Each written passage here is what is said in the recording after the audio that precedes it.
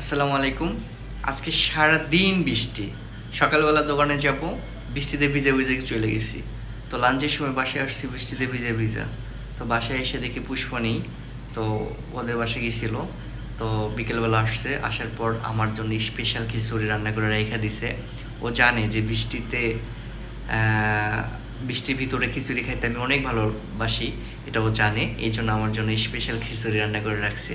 তো বন্ধুরা, আমি আপনাদেরকে দেখাই এখন খিচুড়ির কালার আর খিচুড়িটা কত সুন্দর হয়েছে। আমি এখন খাই, ট্রাই করে আপনাদেরকে বলতেছি। এই দেখো পুষ্প, এই ধরুন খিচুড়ি, খিচুড়ির কালারটা দেখেন। এটা কোনো রেস্টুরেন্টে তৈরি করতে পারবে না এই খিচুড়ি।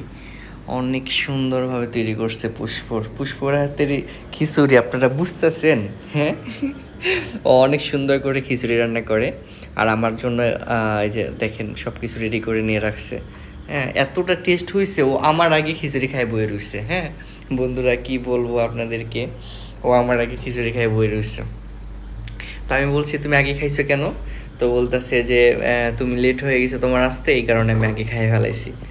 তো এই হলো বিষয়। আমার জন্য যে বই রয়েছে, এত রাত জায়গা বইয়ে রয়েছে।